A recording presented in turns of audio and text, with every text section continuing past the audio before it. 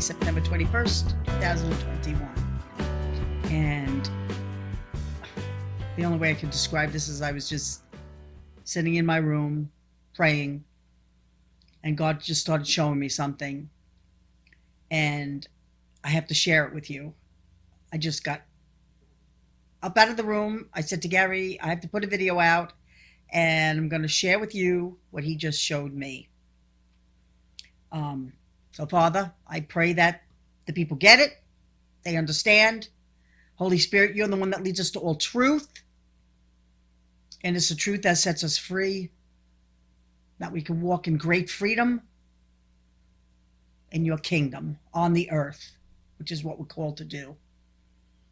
We rebuke all the evil going on in your name, Yeshua, and we thank you, Father, for being with us during these time frames that we are in and the time frames that we are entering into.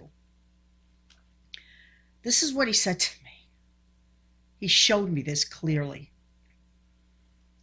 First, he gave me the words great freedom, and then he said, I will repay.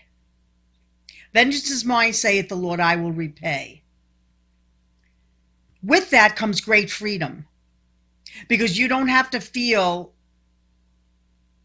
that you have to go back at evil. We're called to rebuke, we're called to do what we have to do, but the ultimate repaying of evil is in the Father's hands. And that is what's going to happen. He explains it in Isaiah 26. And I just want to read it to you because these are his words. And listen to what he is saying, because we have to understand something. This has to do with the safe havens and what's coming on the earth as far as his wrath and his indignation. He tells us in Isaiah 26, verse 3, Thou wilt keep him in perfect peace, whose mind is stayed on thee, because he trusteth in thee. That's the Father. Trust ye in the Lord forever, for in the Lord Jehovah is everlasting strength. In other words, you'll have perfect peace if your mind is stayed on him. It goes down, verse 9. For when thy judgments are in the earth, the inhabitants of the world will learn righteousness. I'm going to read that again. For when your judgments, God, are on the earth, all the people of the world will learn righteousness. In other words, they will see and they will learn what is right and what is not right. Then it goes down. Verse 20. Come, my people, enter thou into thy chambers, and shut thy doors about thee. Hide thyself, as it were, for a little moment, until the indignation be overpast. Listen to what he's saying there. For behold, the Lord comes out of his place to punish the inhabitants of the earth for their iniquity. The earth also shall disclose her blood, and shall no more cover her slain. In other words, all the murdered babies, all the murdered, martyred people. The earth is going to reveal all the people that have been slain. And God is going to punish the people, human beings on the earth, for their iniquity, for their sins and their unjustness and all the things that they have done to come against God. I will repay. He's speaking there how he's going to repay evil. Chapter 27, it goes down. Verse 2. Well, I'll start it at 27. In that day the Lord with his sore and great and strong sword shall punish Leviathan, the piercing serpent. That's the enemy, the devil. Even Leviathan, that crooked serpent, he shall slay the dragon that is in the sea. In that day sing ye unto her a vineyard of red wine. I, the Lord, do keep it. I will water it every moment, lest anybody hurts it. I will keep it night and day. That's talking about us, his people, keeping us safe and protected. I'm going to read one more thing before I get into what I'm about to tell you here. Matthew 24, we all know that talks about the end times. Matthew 24:24 says this. No, Matthew 24:22. Well, let me start at 21. For then shall be great tribulation, such as was not since the beginning of the world to this time frame, nor will it ever be. In other words, the tribulation that's coming on the earth, it never was before and it will never be again, as severe as it's about to be. Isaiah 26, he's coming out and he's going to bring his vengeance on the earth. Vengeance is mine, saith the Lord, I will repay. God is about to repay evil for all its deeds, all the murdering of the babies, all the unjust, of killing of the martyrs, his people. And except those days should be shortened, there should no flesh be saved. I'm going to read that part again. Except those days be shortened, there should no flesh be saved. But for the elect's sake, who's the elect? We are. But for the elect's sake, those days shall be shortened. Which means God's elect, God's chosen people will be on the earth during the great tribulation period. My people, Isaiah 26, go behind closed doors for a little while my indignation pours out on the earth. He says he will declare righteousness to all human beings, and they will know and they will see and they will hear. And they will know that the Father God, the creator of all the universe, is speaking clearly to planet Earth. Now, let me say something, because we have this all wrong. We think we're going into safe havens to escape evil, to run away from Satan, to hide from the enemy. And the reason I know most of you believe that is because you write to me and you tell me all the time, we need to get into the safe havens now because they're coming after us to take the coronavirus shot. And because he's doing this and because he's doing that. That is not why God tells us to go into the safe havens. He tells us to go behind these closed doors for a little while. For what reason? What is the reason why he tells us to go behind closed doors? Because that's when his wrath is coming on the earth. And when his wrath comes on the earth, he will have us in places where we will be provided for and be taken care of. We are not going to be in hiding anywhere from any evil. We will be away from the cities where evil is doing its thing, yes, because we don't belong there. And his wrath is coming down upon those places. San Francisco, San Diego, New York City, probably Chicago. You can name them all. These places where sin is abounding. He destroyed Sodom and Gomorrah. He's going to destroy these places with his indignation and his judgment on the earth.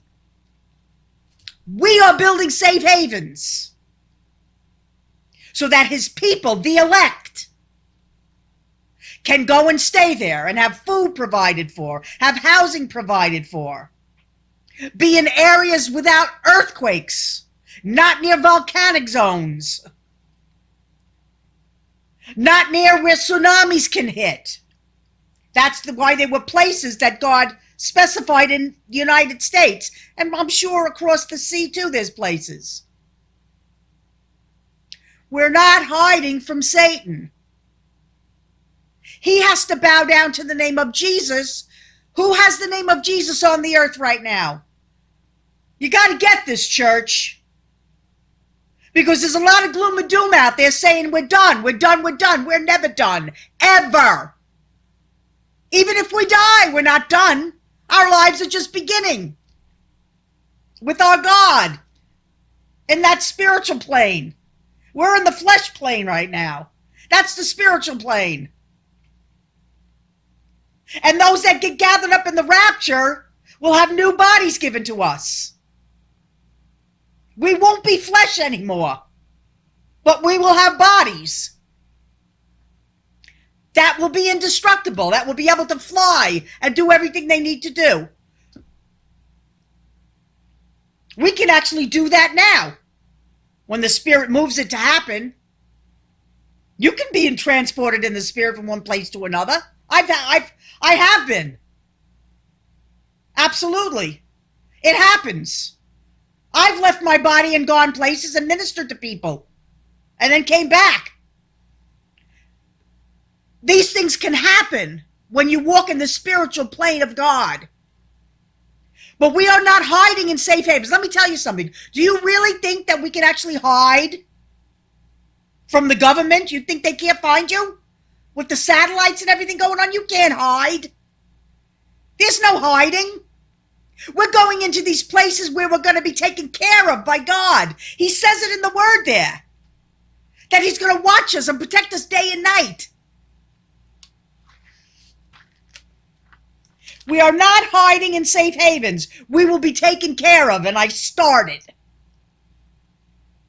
And yes, unless the days be cut short, mankind will not make it. Because why? Because His wrath is coming on the earth. And if you happen to be living in an earthquake zone and you're a born-again, Spirit-filled Christian, you just might die. But that doesn't mean His wrath is coming on you. Just like people, when 9/11 happened, there were Christians that died in the buildings too. We do die. Evil does get us sometimes. When you're in a battle, you're in a battle. Sometimes you get shot and you go down. If that weren't the case, then why did the prophets die? Why did His disciples get martyred? It happens. It is what it is in this earth. We are in a world where evil is operating also. The wheat and the tares are growing up together. But we are not going into safe havens to hide. We are going into safe havens to be in communities where we love one another and where we have fruit and vegetables growing. And when the famine comes on the earth, we will be provided for, because all these are judgments from the Father coming down on the earth. They're the seals opening up in the book of Revelation. And they are opening up. The third seal is in the process of opening up. Inflation is happening. Economic collapse. We're not going to be able to get food very easily. It's going to be a time frame that we're going to be dealing with. But we're still here. We will be here during the tribulation, but we will be taken care of. And if we don't listen and we don't go to a safe haven, you might be in an area where a tsunami hits. Can God save you? Absolutely. Will He save you? Could be. Or you might go home. It's just the way it is. It's the time frame we're in. And it doesn't mean it's His wrath coming on us.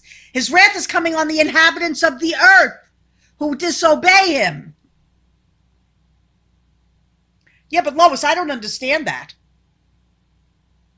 Well, Christians don't listen, okay? And we suffer consequences when we don't listen. It's that simple. All the pre-tribbers are not listening to the word. They're listening to injecture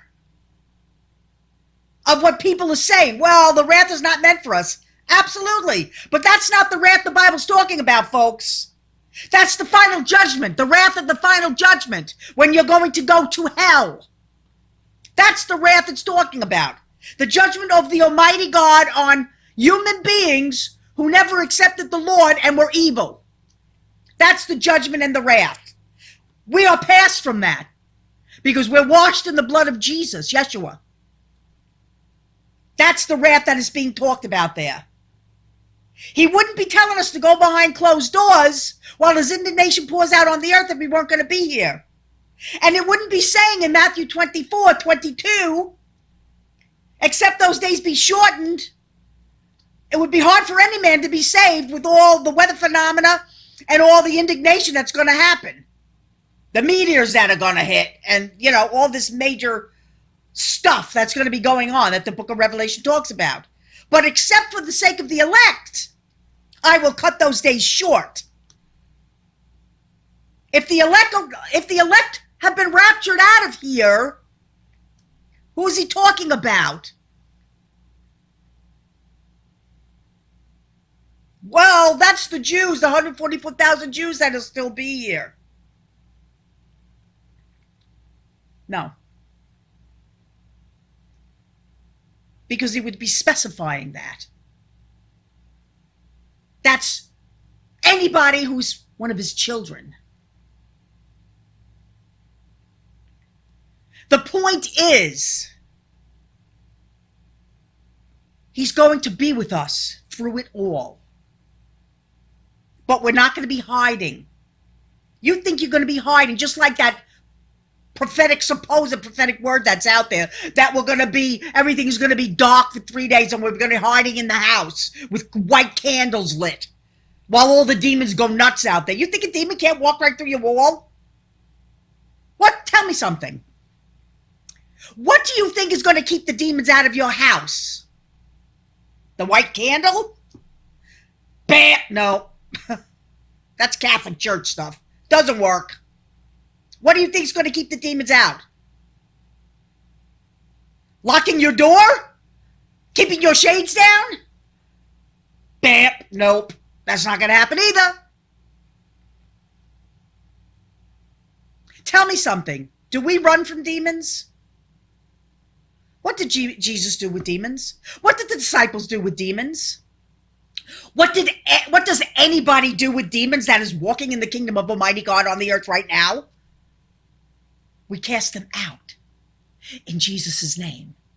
That's what we do with demons. We never run and we never hide from them, ever. Ever. So we're not going to run from Satan to some safe haven either. We will be going there because the Spirit of God will move us to go there to live in communities together where we will have fruit and vegetables and we'll be growing what we need and we'll be living off the land. And it's another thing. We think we're not going to have electric. Nope, that's not true. That's not true. Whatever way, whatever source there will be for us to have electricity, we will use it. It could be solar, it could be wind things, electric, whatever it is, we're going to use it. The solar is nowhere near as powerful as electric is. So as long as we have electric, we're going to use electric. Matter of fact, the guys are doing our electric right now. And finally, after all these months, we've been waiting. We're talking thousands and thousands and thousands and thousands of dollars to bring electric in and up the hill, through the woods, so we can live comfortably. We've got it wrong. These places are going to be beautiful. And people can even come and visit them if they want. Wherever the Lord leads you, maybe there are safe areas that you could just live in the town. This whole village right now is considered a safe zone. It's called the Lily of the Valley where I live. What are the chances of that one? Me coming from Long Island, Gary coming from California, us meeting in this little town that's nicknamed the Lily of the Valley. Coincidence? No, absolutely not. Our property has all the numbers of 124 involved in it. Coincidence? No, I don't think so. God is putting this together. And it's the people that get involved. And we can't run in panic mode thinking we're running away from the devil. You can't run away from the devil. You can't run away from your government. They have your name. They have your social security number. They know where you are and where you're going. And they're trying to find out more and more information as time goes on. Yeah, let's stick a shot in their arm. Put a little magnetic power in there. You can track us down. Yeah, I'm not oblivious to that stuff. We have to get this, what they're doing. So you think you're going to hide in a safe haven? You're going nowhere to hide. Nowhere. And I don't believe America's going down. I believe America's coming back because God's saving America. We shall see who's right and who's wrong. But we're not running to safe havens to hide. We're going to safe havens where we're going to live comfortably with the hand of the Father upon us. I just want to make sure I didn't forget something. He's going to protect us like a mother hen would protect her chicks. That's what he wanted to do with Jerusalem. And they rejected him. But you see, we're the Gentiles and the Jewish people that have accepted Jesus as Messiah. We are open to him being the mother hen protecting us, the baby chicks. I'll be the baby chick that he protects. And I'll build the place for him. Because it was a vision given to me, my late husband, to Gary, and those that are involved. We see the vision clearly. I always knew it was going to be a community. I never understood why, and I never really realized it was connected with the tribulation in the last days. They're going to be beautiful places to live. And God is going to build them with his people. So you're all involved in it. But if you still believe you're getting out of here, I guess you'll find out you're not. As things get worse and worse. Again, what are you going to do when things collapse in the United States of America? You're going to go into panic mode. And those that believe in pre-trib, this is the danger of that. If you believe you're going to get out of here before it gets really, really bad. It's pretty bad right now, okay? People are being martyred everywhere. They're coming against the Christians now. They want to silence us. If you think you're getting out before it gets really, really bad, what happens when you don't? Are you going to think that Jesus has forsaken you? Because it says in the word that they're going to say, where is the coming of the Lord? He said he was coming. He's not coming. Where is he? Why didn't he come and get me out of here? Never become a bitter Christian or a complaining Christian, because he hates it. He hates when we complain, and he hates when we become bitter. Anybody that ever complained in the Bible, they suffered the consequences. They got angry when they were waiting in the wilderness to go to the promised land, when it was their own fault. And he was giving them manna from heaven every day. They went out and the cakes were there for them to eat. All the nourishment they needed, they were sweet, they were delicious. It came from God. God. And they decided after a while, we want some meat. Hey, God, we want some meat. And they complained about it. He says, you want some meat? And a bunch of quail came. And they caught the quail. Thousands died from eating the quail because they weren't happy with what God was providing for them. Never, ever be unhappy with what God is providing for you. I don't care if it's a little peanut butter and jelly sandwich. Until you've suffered in your life and lacked, you don't know how sometimes to be thankful for every little piece of meat you have or every little morsel of food you get. When I was dying of cancer, I told you the story. I couldn't eat for months. And I was happy with my little soup and my potato in it and a little grating cheese. I really enjoyed it. That's all I ate, 3 meals a day. I lost 60 pounds. But I was thankful that I was able to eat that soup every day. And I never complained to God about it, not once. And I'm not trying to put myself on this pedestal. The point was, I learned a long time ago, don't complain. When he took my husband home, I didn't say a word. I said, you know what's best, Father, for my life. We have to stop complaining to our God and realize that it's all working for our benefit and for good, for his kingdom. Sometimes he has to take somebody home to bring somebody else into the picture to continue his kingdom on the earth. which is what he did in my situation. It was time for my late husband. He had to go home so Gary could come into the picture and continue the ministry. It had to get done.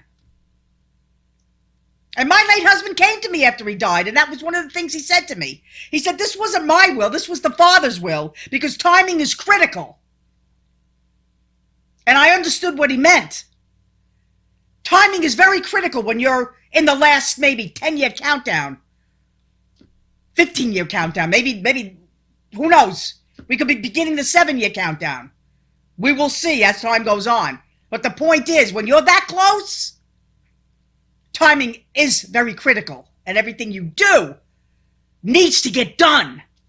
These safe havens need to be built. Everybody's backed off.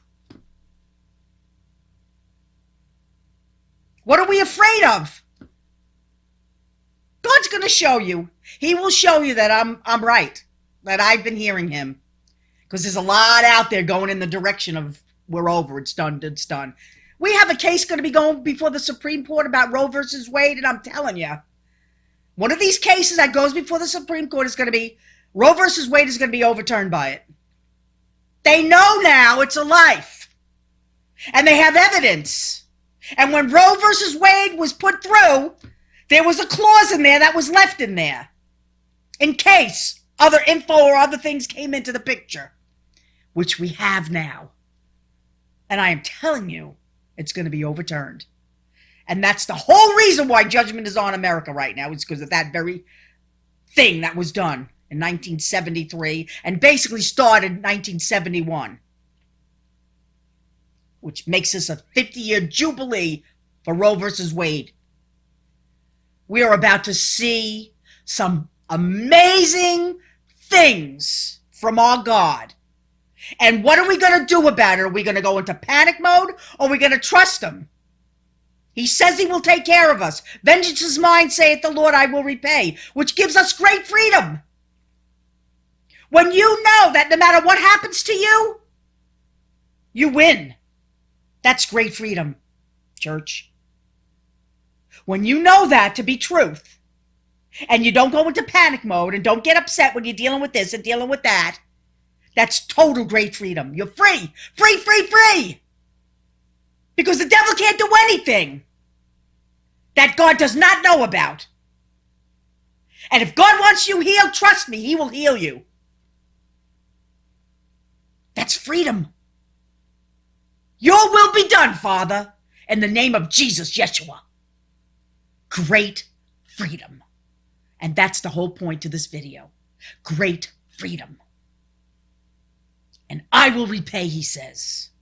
I will repay my children. I will show you clearly that my wrath will pour down on the earth. My vengeance will come on the inhabitants that have been in rebellion, that have turned against me, and have sided with Satan, my enemy. I will repay. And will you trust me through that day? For I will be with you, and I will never leave you, and I will never forsake you. And my places of safety are being built everywhere. You must trust me with your lives. I know you get fearful, and I know you have emotions. But what you do not understand is that you cannot go by your emotions. For that is where the enemy comes in and plays games with you, with your emotions. For he knows that's where your weakness lies. You have to trust me and understand the time frame that you are in. You cannot change it. You cannot go back to yesteryear, and you cannot push yourself in the future. You are in the tribulation time period, and you must go through it. My hand is upon your lives, and I will direct you each and every day so that you will not go into dismay. Trust me, for I love you. I sent my only son to die for you, that you could be free. And whom the Son sets free is free indeed. But you must walk in that. You must walk in that truth and not allow fear and not allow disappointment and not allow anger. For anger and bitterness is what keeps you down. There is no room for bitterness in my kingdom. Ever. My only son forgave them on the cross. Forgive them, for they know not what they do. He could have called legions of angels to save him, but he did not, because he died to set you free. Don't ever forget what Yeshua did for you. My indignation is coming on the earth, and you will go behind closed doors. Wherever you are, I will direct your path to where you need to go, or if you're in a safe zone, you will be in communities where you will gather together, and I will provide for you everything you have need of, and you will be rejoicing in knowing that I am dealing with all the evil on the earth. And when Yeshua comes back with the bride, he will be sent to hell for 1,000 years. And the earth will be replenished. And those that don't obey will have to deal with my son. For he will be now on the earth in charge of everything.